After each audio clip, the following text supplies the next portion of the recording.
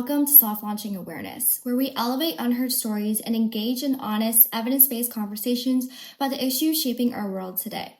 I'm Alyssa. And I'm Sarah, and today we're taking you to a place most people think they know, Alaska. It's known for its wilderness and its snow-covered landscapes, but beneath the surface lies a reality that rarely makes national headlines. Nearly every law enforcement website in Alaska uses the phrase, "You are not alone."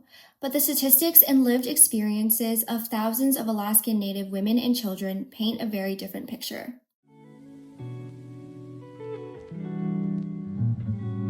Let's start with the scope. According to a 2025 report by World Population Review, 59% of women in Alaska experience intimate partner violence, sexual violence, or both. That's more than half the women in the entire state. And Alaska's rape incidence is more than twice the national rate. And these numbers only capture what gets reported, which in many Native communities is a fraction of what actually happens. All right, listeners, quick quiz.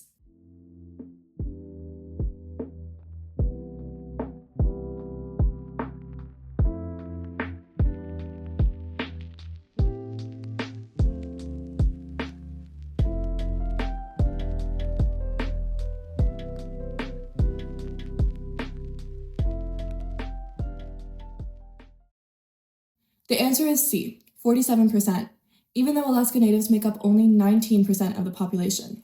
That means Indigenous women experience rape at over double their population proportion. And when it comes to domestic violence, they're overrepresented by 250%. And here's another staggering number. Child sexual assault in Alaska is over 6 times the national rate. In many communities, especially among Alaska Native women, assaults are never reported at all. Fear, isolation, distrust in law enforcement, and a lack of support make reporting extremely difficult. This is not a small issue. This is a statewide emergency.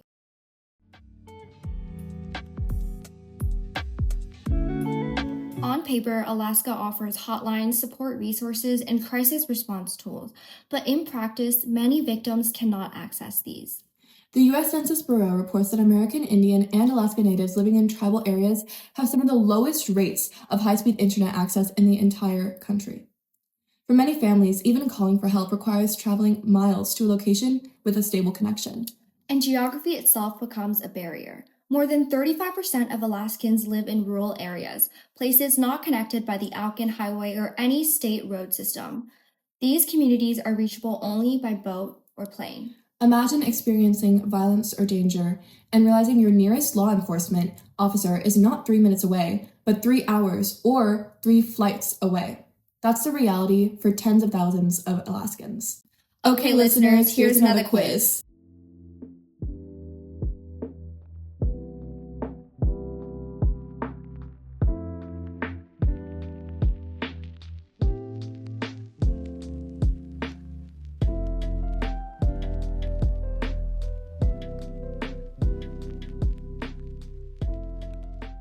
If you said B, funding cuts, you're absolutely right. And this brings us to one of the most important parts of today's episode, our interview.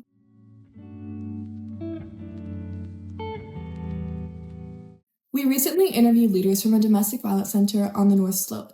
Their words were powerful and honestly devastating.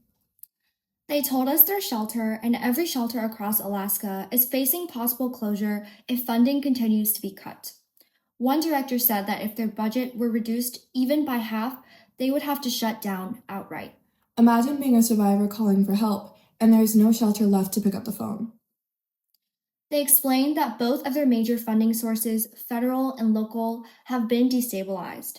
And starting July 1st next year, they have no idea if they'll still be open. This isn't dramatic language, this is reality. I just say funding, and more. This is true for all shelters across the whole United States and definitely Alaska. And national funding would have to change the way, our current president, funds what he thinks is important or not, what he's held funding for. That would have to change. State funding, that's who funds most of CDVSA, or at least some of CDVSA. They get national funds as well. If the shelter closes, I can't quite imagine what that would be like for the shelter. But I mean, for our members of the community, but I think that would be you in your own community, I would have to think if your shelter closed too, what would that mean for your, community? So it's a big issue right now. It truly is. Every shelter is talking about that. Right. If our budget was cut in half, we would have to close. There's no way we could even continue in that way. Starting July 1, we have no idea what's going to happen. Literally every shelter in the state of Alaska at least is wondering come July 1 what will happen, whether they'll be open, whether we'll be open or not, quite honestly. They also described housing as one of their biggest issues. In many small villages, leaving an abuser means having nowhere to live. They told us that it often takes people 8 or 9 attempts to leave an abusive relationship, and in Alaska, that number is even higher because people have nowhere to go. And I think lack of resources in our area, and lack of housing. Everybody needs housing across Alaska, across the United States, obviously.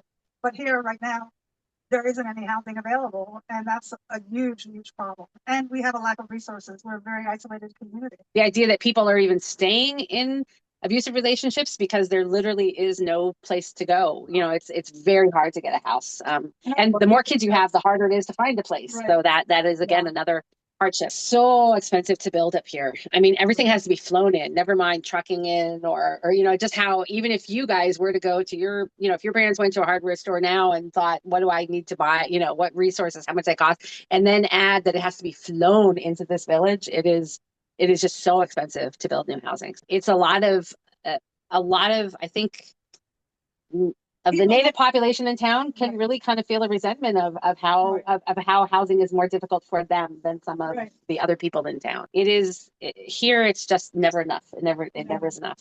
And sadly, I guess I can say that you can drive down almost any street and see a house that has come into some kind of disrepair. And as much as it is hard to build here, it's even harder to renovate here. And so, yeah, eventually houses just become non-livable after a while. One of the most striking things we heard was this: there's no such thing as a perfect victim. People stay because they have children, because they have no housing, because they've been isolated, because they've used substances as a coping mechanism for survival, because abusers cycle through the honeymoon phase, apologizing and promising to change. One thing I think is that there's a very strong sense of community here, strong sense of family here. And so you will get pushback from almost any family in like saying to the women in their family, the girls, that, like, if you report this to the police, your uncle, your father, you might get arrested. You know what I mean? Like, that's a very, there's a lot of pushback. Like, do not report this. Do not, you know what I mean? Like, we don't want anyone in our family to have to go to jail or to have to get, the public awareness of their problems being outed, so to speak. And, yeah. And you can't blame people. It's a small community. There's gossip everywhere. And so, of course, if you're reporting that there's domestic violence in your household, that's going to be all over in 5 minutes. But substance abuse issues are prevalent here. We don't have any place here for recovery. So everyone has to be sent out someplace. And that's why there's a lack of resources. We don't really have hardly any here. We often think that, we have someone in a really healthy person and healthy relationship, and some violence happens and they get out and that's it. But, average, it takes someone 8 or 9 times before they leave, 8 number of times that they go back. And here on the North Slope, because of housing alone, it can be that number is so skewed even for us. And also then you have the issue of, it takes a lot to leave, but to put up with this over years. So they have found ways through various substances that have helped them cope with this for a long time. There is no such thing as a perfect victim, right? So everyone's got a lot of issues that they're dealing with, and that makes getting out or staying out even harder. So. But the director also said something hopeful. She spends time in schools teaching youth how to recognize red flags before relationships become dangerous. That prevention work matters. The earlier kids recognize abuse, the sooner they can seek safety before they're trapped. I, as the outreach person, I go into all the schools. I travel all the 7 villages, and I go into the schools and talk about bullying awareness and teen dating violence and healthy relationships. Definitely, you can see we work hard at trying to find ways to really talk to kids about the students, high school students, about what posing. This is a situation. What do you think about this? Is this considered unhealthy? Is this considered abusive? You know what I mean? Really trying to let kids understand that. About them.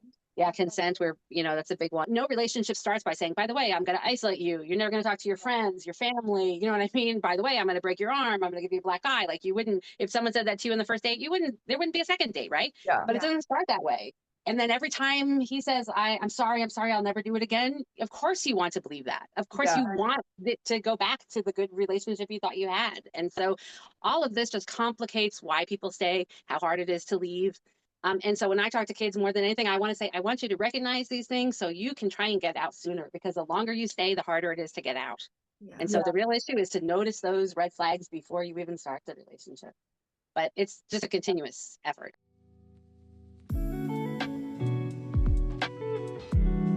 Even when victims report abuse, law enforcement isn't always able to respond. Village Public Safety Officers, or VPSOs, the first responders in many Native villages, are severely underfunded. Many are unarmed, stretched across huge territories, or not hired at all because funding evaporates mid-year. And in our interview, the shelter confirmed that they are partnering with police and sheriffs to try and overcome this barrier. All right, listeners, one last quiz.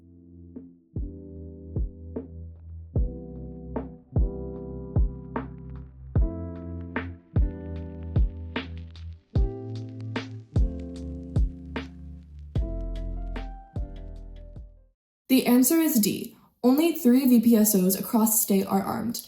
That means most first responders arrive unarmed to violent situations, and many villages don't have any officers at all. And they face nearly impossible conditions. Not only are they unarmed, underpaid, and stretched across massive geographic areas, their positions depend on unstable funding from the Department of Public Safety and nonprofits willing to hire and place them. The results speak for themselves. According to the Anchorage Daily News, the ideal number is 2 officers per community of 20 people, but limited funding and infrastructure make that goal unrealistic. Today, only 85 VPSOs serve across 63 communities, and since 2020, funding lapses have left Alaska with 0 VPSOs employed at certain points in time. While some regions like the Northwest Arctic Borough have begun arming and training VPSOs, many areas remain dangerously underserved. In the Yukon-Kuskokwim Delta alone, not one of the 13 active VPSOs is armed, despite the region containing 47 villages.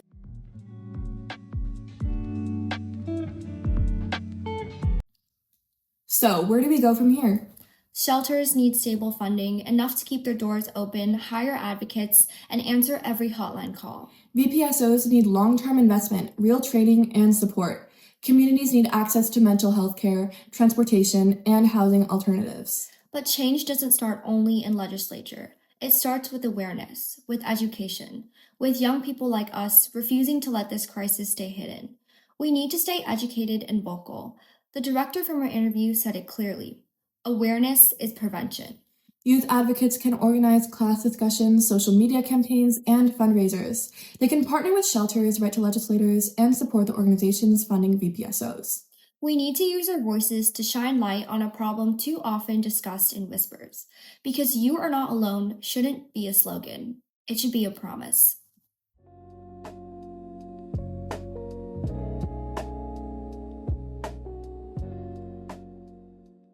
Thank you for joining us for the first episode of Self-Launching Awareness. This episode was heavy but necessary and only the beginning. If you or someone you know is experiencing violence, we've included Alaska-specific and national hotline resources in our show notes, because help is out there and you deserve support. We hope today's episode sparks dialogue, learning, and action, because the more that we talk about this, the harder it becomes for systems to ignore. Thank you for listening and for helping make awareness a reality.